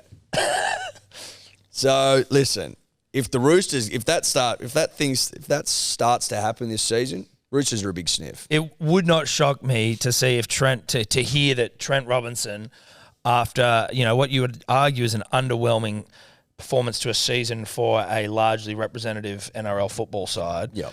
It would not shock me to hear that he's maybe gone to the higher-ups within the club and just been like, listen, how many Bugattis we got in the fucking... I'm not naming names, but I reckon he probably went to the billionaire. But, like, I don't know how many Bugattis we've got in stock currently, but I need to start flicking a few out. How many you got stockpiled? Yeah, flick some boogies. If you flick a boogie, the punters will come. Yeah, well, the players. Yeah. So that's who can win. That's just thoughts. That's just food for thought, and that's just around the Roosters not being very good considering all their players. But that's that's just food for thought. Just food for thought. And all alleged. We aren't saying that they're giving away No, Bugattis. we're not saying anything. Not saying anything. I'm not saying they're No, giving away Bugattis. No, we're not saying that. We're not saying I'm that. saying they could be though. So good luck to the Rabbitohs. Not putting the mocker on you. Just saying, yours to lose. I like the Rabbitohs. So do I. Like as a club, I like the Rabbitohs. Can't help do it. too. I like their players, like their club. Not so much the Roosters, but I like the players. Like the players. Don't mind the club. All edged. All edge. Before we wrap up rugby league, did you see the fucking Mad Dragons? No, I haven't watched it. Terrific. David, please get it up. Obviously, the Dragons lost, and I do genuinely look forward to the day when I can watch a game between Dragons and Manly with that dude. Hold on. Need the volume. Is it this one? Or is it the other one? Turn it up. Yep. I think there's a post underneath it as well, which gives a bit of context. Well, not sure if I'll have time to film and edit my post for game day video today. So here's an excellent storyboard. So I don't want you to read the storyboard, but that is the storyboard for this video. Oh my God. Yeah. He's done a storyboard. Yeah, well, mate, you got to fucking plan I love these this things guy out. so much. I love this man. Full screen that, Dave. Full screen it. Get her up. Full screener, bruh. Well, g'day, Dragons fans. It's game day. Magic round. What is that? Hey, Tiger Boy, you drop this. We've had it for ages. It's your turn. Mate, we are the Dragons. We don't win spoons. It's yours. But we beat the Panthers. It's yours. Yours. Yours. It's yours. Yours! Yours! Yours! Howdy, partners. Perhaps I could be of assistance.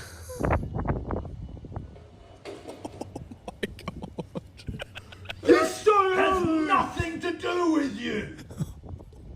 I'll deal with you next week.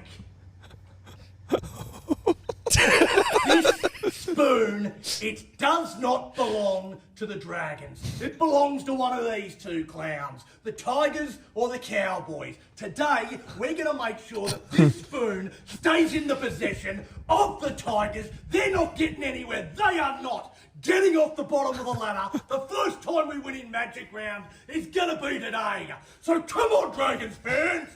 Fire up!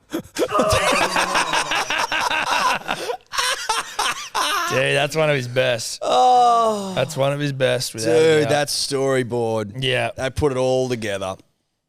Put I that can in. just tell. Because I was like, what's that little man with like a cowboy hat on and shit? Yeah. Oh. That was elite. Mad Dragon. Is it his... the backflip video is probably my Backflip favourite. video's the best, but that's pretty good.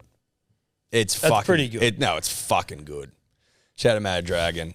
Give him a follow because that's the sort of content that he rolls out week after week. Anyway, that's rugby league. Thanks to our good friends at KO. Obviously, shout out to KO for the stream on Friday, but also having all games live and ad-free during play, which no one else seems to have. No one else has got it, Tom. There's only one person that has it. KO. Yep. So we love KO. Shout out to KO. Love you, KO. Punters and Dribblers, we've got an exciting partnership to announce, and that is with Shock Horror, the Sydney Marathon.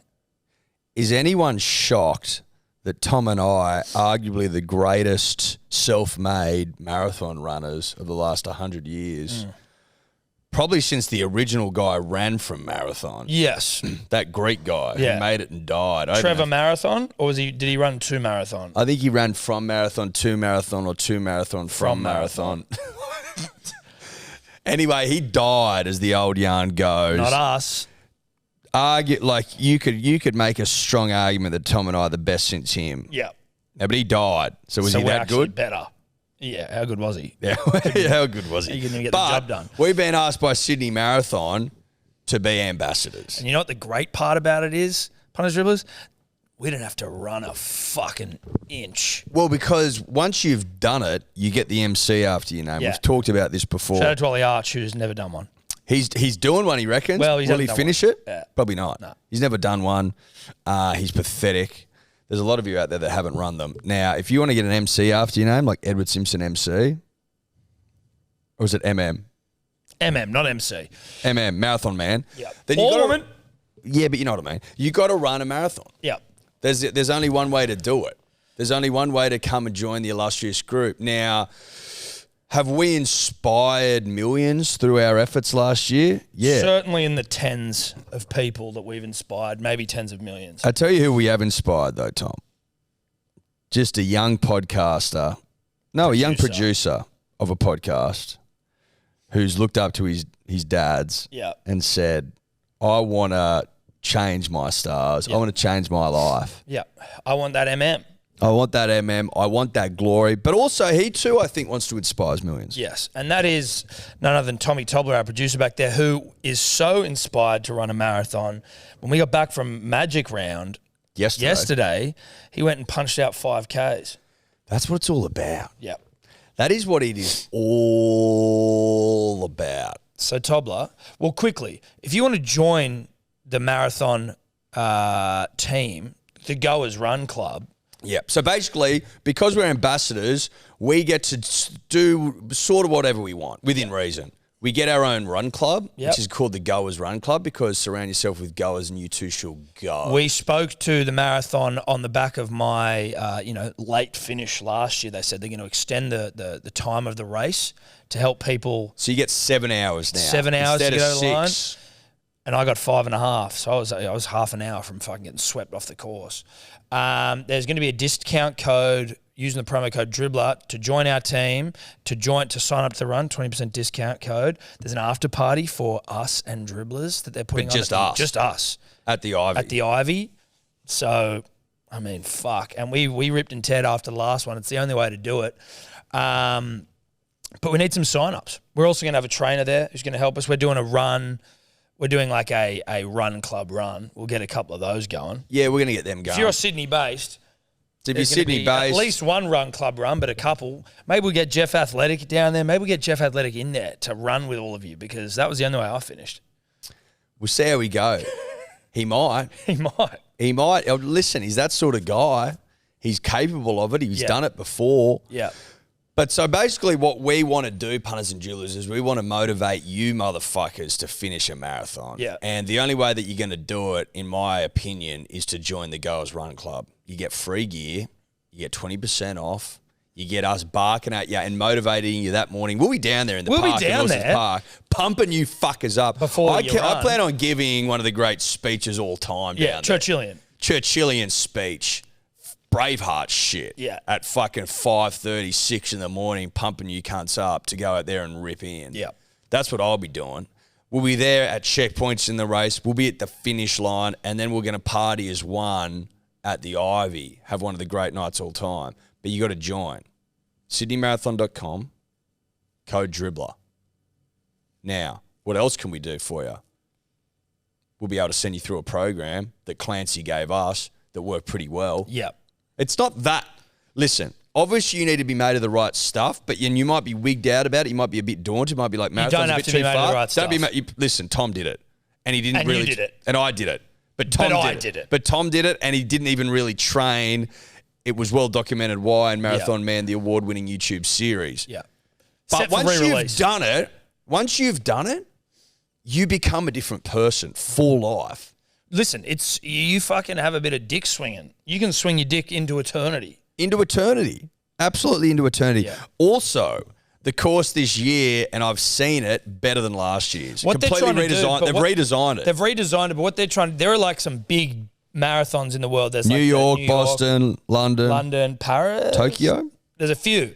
What we're trying to do here is get Sydney onto the map of great marathons. So they're looking at us. They're looking at us real close. Fine tooth comb stuff. Yeah. The eyes of the world are upon us, and we need the Goers Run Club stacked. So link will be in our bio, as well as you can just go to, Eddie, the website again, please. CityMarathon.com. Or just go to Google. Yeah. You know what I mean? Code Dribbler, no S, Dribbler, capitals, Dribbler. 20% off. Brings you into the Goers Run Club. Merch, support, Party. Churchillian speeches, Yeah. giggle, yarn. Et al. Tobler, how are you feeling though? Because you've been trotting a little bit now. What was like the first distance you ran when you started? Well, I've never been much of a runner before until you guys started doing it. And then I thought, hey, I'll give it a crack. The furthest, I'd never run 5Ks in my life. I'd never actively gone for a run. I'd run on the soccer pitch and whatnot, but I'd never done like a 5K run until you guys did it. And then started hitting the treadmill, got a couple of Ks in the legs, hit the pavement, fell on the pavement, got back up from the pavement, kept running. And then once I did the 5Ks, I was like, fuck, all right, this is hectic. Like, I didn't think I could actually do this. And then have just been training, signed up for the half marathon in 2 weeks. So that'll give me a good idea of where I'm at. My goal is to beat the 4 hours and 20 minutes set by Eddie in the Sydney Marathon. That's my goal to try and beat. For the half? No, for the full. No, for the full. So then in the half, I'm looking for 2 hours and 10 he's looking to beat you. Yeah, he's still going to beat Oh, me. wow. Yeah, Tobler. That's the goal. That's the goal. Hey, you got to have goals, dude. They got to be lofty. Yeah, it's lofty. It is lofty. I'm- We're still 3 months out, I think, from Dude, the I'm big fucking- Sydney one. So the Sydney you one's should. on the September 17th of September, so Plenty of time. 4 months. Plenty of time. Heaps of time, punters and dribblers. Heaps of time. Put it this way. The program that we've got, so you've got to have some Ks in the legs, right? Like you need to be able to run at least 5Ks, say, but the program doesn't start until 12 weeks out. So you've got heaps of time. Yeah. Heaps of time.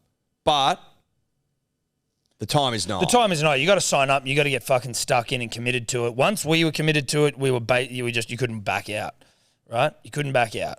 And once you're committed to the Goers Run Club, you will then be surrounded by goers. Yeah. And at that point, you just got to go, right? You just got to go. And if Toddler can do it, who when he started was doing like 500 metres at a time, Yeah, and running falling. literally 9-minute Ks, Yeah. which is probably slower than a baby can crawl. And he's built himself up to now running a half marathon in 2 weeks. Like, that's good stuff. 100%. And for people that have never run before, just try it. Like, it kind of sucks while you're doing it, but afterwards you feel fucking awesome. I think also you go past a threshold where it actually becomes enjoyable. Now, a marathon... It actually does. A marathon Yeah. stops being enjoyable pretty quick, but in terms of like, if you just... Now running's a part of your life. Like, if I run 10Ks, I'm like, I'm enjoying this. I'm not like, oh, this is fucked. You know? Whereas it used to be like, I hate... Yeah. But you learn something about cadence. Yeah. You learn something about low heart rate. You learn something about desire. Okay? And all of a sudden you realise you can run way further than you ever fucking thought you could. Yeah. So anyway, pumped to be a part of it. Just good to be I ambassadors. would say this. You know, hard work pays off. If Ned Brockman can run across the country in 45 days, you can do a marathon. Exactly. Seriously. Which is what we used for motivation last year. It's like, if What Brockman would Brockman do? Exactly. He'd fucking join the Goers Run Club's exactly what he would do. And he'd fucking run. And he'd run. Code Dribbler, 20% off. Come into the family. Come into the fold. Okay? Goers Run Club. Goers Run Club. Did you watch any Biffs yesterday? I watched some of the Biffs on your phone. Yeah. I watched Canelo's fucking... I saw him drop that. Guy he was fighting. I feel like I don't understand with Canelo where he's at.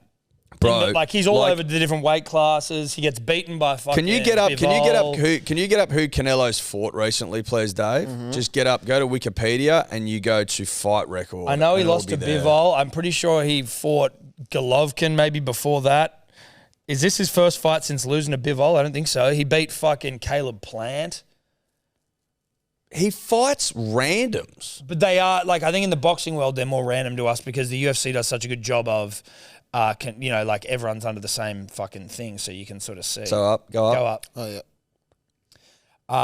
So John Ryder, of Gennady who the fuck Golovkin, are you fame? Dimitri Bivol, Caleb Plant, Billy Joe Saunders, Avni, Callum Smith, Sergey Kovalev, Daniel Jacobs, Rocky Felding, Golovkin. So Billy Joe Saunders, obviously I've heard of him. Golovkin, obviously, draw, win. Where's Gennady at? Is Gennady still fighting? Yeah, well, he only fought Gennady like 2 fights ago. Oh, so he fed him for a third time, did he? Yeah. Jeez, I don't remember that. Yeah, well, that's the thing. Sometimes it's funny. He's so good, but it's like, I don't know, there's not very good narrative around for the more casual boxing fan, which is you or I. Like, there's not a lot of yarn around who he's fighting. He just sort of... There certainly doesn't seem to be, does there? No, not as much as you sort of, even like your Tank Davis, Ryan Garcia. So he fought Gennady Golovkin last year. Yeah. I don't remember that. Nah. Which is alarming. But are we surprised? But he was Probably going light heavyweight, like... No, that was when he lost to Bivol. No, I know. That's what He's I mean, got though. the thing about Canelo is he's got serious range from a He's weight going all over the perspective. shop, yeah. How many weight classes is he fucking... I think he's fought. At what weight did he fight Floyd? That would have been pretty light. Welterweight, light, middleweight, super middleweight, light heavyweight. 5. Has he been a champion in... So welterweight all the way up to light heavy. That is impressive. But it's also different to fucking... Well, they're tighter. They're UFC. tighter. Light heavyweight at 5'8" is outrageous. That's not nothing. And then the UFC, Sterling won against Cejudo. I didn't think it was that close. Everyone else was like, it was fucking close. It was a split decision, in fact. It was a good fight, I guess. Bilal Muhammad beaten Gilbert Burns. Gilbert fucked his shoulder in the first round. It was basically over. That might be the only bet I got all week. Why was that a 5-round fight? I actually was thinking it was co-main, but I didn't think co-mains Since were when always... did they make I was under the impression it was only 5 rounds if it was a non-title fight, but it was the main event. Yeah, I was a little bit surprised myself when I saw that. Like, I didn't have an answer. So I don't know. But Unless they're making co-mains 5 rounds now, which I'm not against it. I'm not against that. But Muhammad will now fight Leon Edwards or Colby, whoever wins. Is that locked in? Yep. Pretty much. Like, in terms of the Colby-Leon. Well, Dana's like, that's the fight. That's what's happening. And then Bilal now has been told he is the next one in line. So he's number 1. Yep. Number 2. Scroll down on that card. Was there anything else that from like a decent fighter perspective? Cron Gracie got the win. Charles Oliveira. Oh, cancelled. I was going to say. Bryce Mitchell cancelled. What's UFC 289, Tom? Dior, out of curiosity. Nunes, Aldana, Oliveira, Dariush. Sure. It's nothing crazy, that's for sure. It's not a needle mover that time. Well, Juliana Pena she was meant to fight. Cancelled. Yeah, she got an injury or some shit. Not till June. Interesting. Bit of a breather for the UFC. But congratulations to Sterling. I mean, it's bantam stuff though, isn't it? Yeah. And it's no disrespect to the bantamweights, but Sean O'Malley, he's fighting now. He'll be fighting for the title next. Did you see him come in the ring after the fight? It's all staged and shit, but like then one of Sterling's guys stole his jacket and it almost got all fucking heated in the ring. yeah. So dumb and dribbly and fucking staged. Dumb and dribbly. Shout out to the Waratahs who we saw in the airport yesterday. They beat the Reds, Eddie. They did beat the Reds. Two wins on the trot. In Queensland, I would have thought, call me crazy, but having a rugby union game with Australia v Queensland on the same weekend. I think it was in Townsville. It's Townsville, but that's Queensland, isn't it? Well, it wasn't in Brisbane at least. You know what I mean? I know that, but it was in Queensland. But also having a derby like that on the same weekend as a Magic Round. I think it's going to be tough. I was talking to one of the trainers at the Anyway. TARS yesterday, and they were like, "Yeah, good." When were you talking to the trainers? When you had to fucking run off to the bathroom, Oh yeah. and they were like, "Yeah, it was a good win." And I was like, "Fucking, I wouldn't have even." I was like, "What was the score?" Like, I had to be like, "How'd you guys go?" No one is watching it. A lot of the times, no one's watching it generally, but good to see the boys got a win against the fucking Queensland Dogs. What's the table? 2 wins on the trot is what I know. Queensland was coming 6th, I think. What is the table?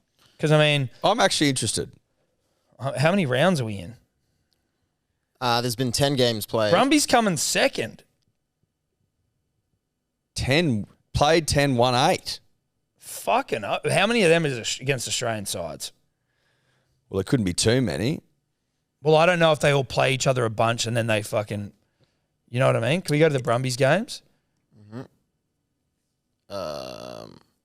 So Brumbies beat the Rebels, lost the Hurricanes, beat Fiji and Drua, beat the Reds, beat the Waratahs, Yeah, they haven't played some fucking Kiwis. lost to Crusaders, Okay, so they've lost beat to the Moana 2. Pacifica. Yeah. Yeah, right. So they've played they've lost to 2 New Zealand Beat the sides. Blues. Yeah, but the Blues aren't. Well, I don't even know who the Blues are. I don't think they're going too well. Beat the Tars. Yeah, week 1. So it's not just shit on the Brumbies. Where are the Blues at? Blues are coming Blues third. coming 3rd. Okay, sorry. Very good win then. Oh God. But not, it doesn't, it doesn't seem like it's a super fucking hectic draw. Chiefs 10 from 10. There you go. Listen. Waratahs coming 6th, 4 from 10.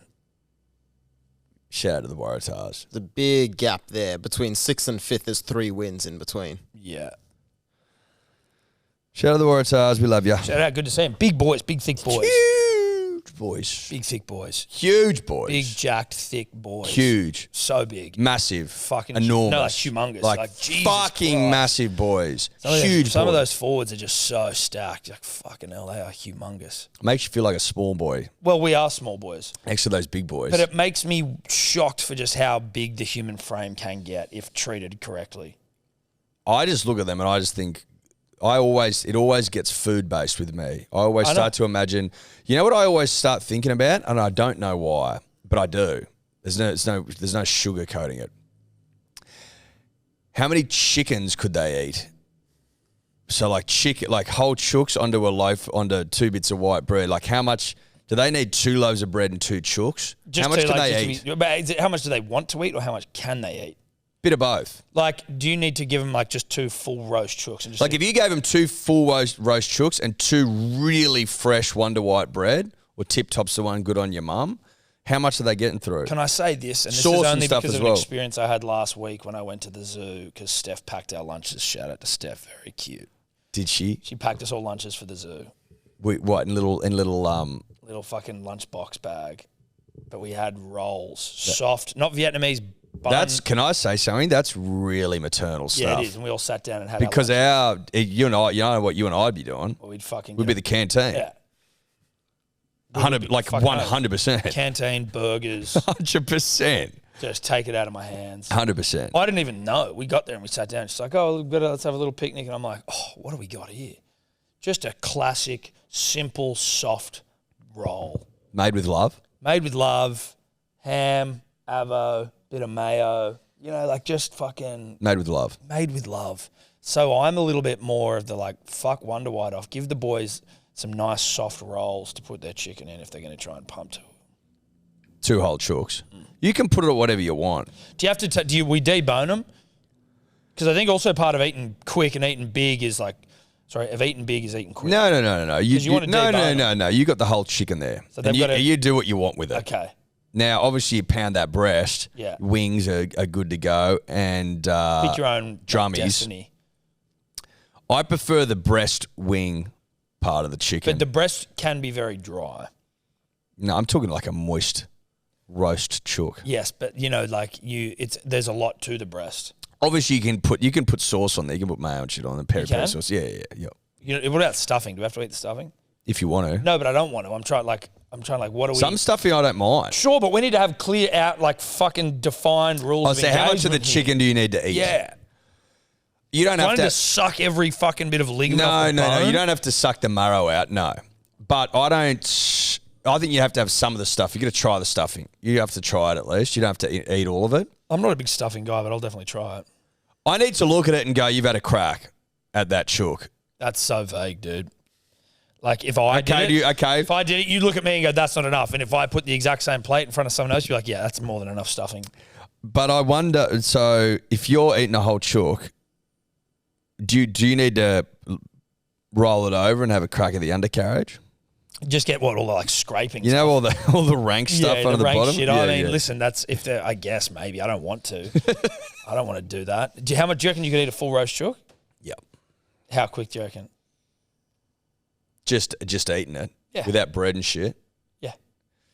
How long would it take me to eat the whole thing? But again, parameters. Do I have to pound the undercarriage? Do I have to have the stuffing? I don't care for the undercarriage. Like, if it's just like it's not important. There's not enough there to really justify. It wouldn't change anything. No, in my opinion. How long would it take me to eat a whole chicken? I reckon I can eat a whole chicken in 15 minutes, maybe. 15 minutes? 20 minutes? Well, no, 15 is what you said. Like a speed eater could eat a chicken, I'm like not a whole sure- chicken in 2 minutes. 15 minutes. The problem is you lose time trying to get the chicken off the fucking thing. If you've got your hands there, then you're good to go. Are you hand this thing? Well, you are, because you're going to do it in 15 minutes. I don't think I could. I don't know. Well, 20. You made me guess. Well, 20 then. I don't know how long it would take you to get the chicken off. Mate, with your hands, it'd be no time at all. Because it's your fucking hands. You got like a million different, like, you know what I mean? Yes. Knife and fork is too cluttery. It's too cluttery. Yeah, if you just work in that. Dude, you chook. could de-chicken a chicken, like a carcass. You'd be, How long do you reckon? mate, I don't know. But I think that maybe we have a chicken eating comp with you, Eddie. Eddie tries to knock off a full fucking roasty inside of 20 mins. I reckon you could do it in under 15. I reckon give might him be- 15. You got to set realistic. Yeah. You got to set it like goals that make you scared. A whole chicken in 15 minutes. Whole roast chook. I don't think it's impossible. Good. That's the attitude you need. I don't think it's impossible. But I'm also, like, I'm just thinking about eating half a chook, right? Well, that's not what the goal is. No, but I'm just saying if you eat half a chook from like Charcoal Charlie, say, if you're really hungry, you get half a chook. But you fill up on, at least I do, I fill up on the chips and like the veggies and stuff and potatoes. So that stuff's really filling. So I'd be getting pretty fucking full by the end of a full chook. I can give you that. Well, you got to do both breasts clean. You have to get those. You got to get them down. If you don't, listen, I think you've got to eat both breasts, both wings, Both drummies. And then I think you've had a fair crack. Yeah, but you know, like you've got to make sure undercarriage. I'm happy to leave, but of the top down view of it, it needs to look fucking. You can't leave any errant skin floating about. Oh no, you've got to eat all the skin. You got to eat the unless skin. it's rank. Jelly skin. I don't see that would start making me feel No, you don't do the sick. jelly skin. No, I don't want jelly skin. I don't want any of the jelly flesh. No, that shit's fucked. You don't need to eat the jelly flesh. No, because you're not going to eat that if you're trying to just eat a chicken. We're just seeing if it's possible to eat most of the chicken the way that we all eat Essentially all of it, and I will be the judge. But it's the way we eat a chicken. Yes. Not fucking, I haven't eaten for I'm stuck on a deserted island. No, like I I'm don't going need to to basically suck the boil marrow this out. down into stock. Not like No, No, not like that. no. Just a normal way. Yeah, you're going to do that. Maybe. No, 15 minutes this week we'll do it. Maybe next. Probably this week. Depending on interviews. They're around 600 grams, all the roast chickens, including bones. So See, I don't even know what that means. That doesn't seem like that much, but we'll find one bigger than that. That's okay. No, it's a run-of-the-mill Woolies roast chicken. Yeah. It's not some fucking massive chicken. No, you got- I'm just going to get it's a like run-of-the-mill genetically- GMO Woolies chicken. I'll get it. No, I'll get it. No, I'll get it. No, I'll be getting it. No, I'll get it. Because you'll get a cold Neutral one. third party, we'll get Tobler or Dave. Tobler will get it. No, Tobler will. I trust Tobler. So I wouldn't. I'm going to fucking make sure it's the biggest goddamn chicken we've ever seen. They don't sell huge ones. They're all the same. We'll just get him a turkey and not tell him. I'd know the taste. Yeah, you would. Because I never eat turkey. Don't you? No. Oh, like, fuck, how often do you fucking eat turkey? I mean, not never. When do you eat turkey? We sometimes get that like sliced, thinly sliced turkey. No. It's a nice lean meat. I'm talking about like when do you get turkey? What I just said it. Yeah, but that thin stuff's not really like when do you get a turkey? When do you sit down for a turkey? Well, there's a different conversation to have here, right? When do I go and buy a full turkey? Well, Never. or fresh turkey or order turkey because that sliced stuff's been fucked with. It's still turkey though. There's turkey in it, sure, but it's not all turkey. It's like Devon. No, that might be what you're getting. I'm not getting turkey, Devon. I'm getting what looks like sliced turkey breast. You can see the streaks in it and shit. Is it all turkey, that stuff? It depends where you're getting it. It does. All right, we're looking at Primo turkey breast. Yeah. If it's Primo, it's Primo. It's Or are you talking about Paramo. the brand Primo? No, PRM. You know the one, and then the slice thing. Yeah, I'm not saying Yeah. that. It does just say, like, there's no ingredient list. It's just turkey. Dave's looking antifresh today. He looks like he's about to go and fucking throw paint onto a valuable painting, doesn't he? I'm just cold. He looks like he wants to see the world burn. Yeah. No, he looks like he's going to go glue his hands to a monument. You look like you want to see the world burn, buddy. Yeah. Yeah, you look like you're about to go and fucking shut down the Cross City Tunnel. Yeah, you look like you're about to go and drive a fucking B-double into an overheight truck into the Cross City Tunnel. I've just come back from the coronation and they confiscated all my Molotov cocktails, unfortunately. Yeah, that's what it looks like, dude. It looks like you're about to go and get all the nose piercings. It's just waiting for the blue hair dye to set. Yeah. Made in Australia with at least 89% Australian ingredients. So That's ingredients. So they're mixing. Can we just give us a percentage of turkey in there, please? They haven't, which is there's no alarming. ingredients. It's just, we're talking. That's rogue. 89% Australian ingredients. Primo turkey breasts. They should really have breasts or turkey in fucking They quotation should be marks. made to go like that. Yeah. Turkey breast. 89% Australian. So how much ingredients. turkey do you reckon you're eating? Let's assume that's 100% turkey. If we're using Primo as the brand we're going for here, no disrespect to Primo, reach out if you want to sponsor the podcast. I don't know what percentage of turkey would be in that, but it doesn't augur well when 89% of it is fucking... Oh, hang on. So then we got some zoom in. ingredients. So turkey breast, water, seasoning, modified starch, maize or tapioca, tapioca starch, salt, dextrose, sugar, vegetable gum, mineral salts, yeast extract, preservatives, spice extract, acidity regulators. So there's a bit going on in there. There's a bit going on in there. And I'll give you the hot protein. tip. Well, hold on. Protein you would assume is the turkey. They should be made to say There's how only much like- turkey's in there. Yeah, they should. And there's only, if you're going off a 100 gram serving, they're saying there's 14 grams of protein per 100 grams of serving. Like, It's manufactured meat. yeah. Just, it says it right there, manufactured meat. Where does it say that? Top line above contains sulfates. Yeah, okay. That's fucked. We don't get that, though, in fairness. I think as well, if your meat's served in circles, you know? Yeah, If your meat's served in circles, you're like, that doesn't appear in the wild naturally, does it? No. I've never seen a Yeah, have you ever seen a chicken log breast. turkey? No. So Just like little fucking log turkeys with feet and it's actually a dead giveaway if you want to know whether you're actually eating meat that you're being told. yeah. It's, If it looks like Devon, yeah. they're in the same fucking Yeah. world. If it's circular, Yeah. it ain't good. That's rugby union for sure. All talk on SEN back next week, starting Tuesday night. Excuse me as I burp. Back to our full-blown interview shit. We obviously still did a few. Shout out to the Inspired Unemployed who came on last week. Bunch of fucking leggies. But, yeah, back into the full swing of things from next week. So you can catch us. It'll be on SEN Tuesday nights, and then it'll be on our podcast of a Sunday. Pumped to be fucking back doing it. Pumped. Really pumped. Really pumped. Got some good yarns lined up. Got some good guests in the pipeline. Yep. Not going to say anything yet. Just No, we gonna weren't let gonna you say know. anything. Not gonna go off too early, but horny. very horny. See you Thursday. Bye-bye. Could you two just not talk anymore?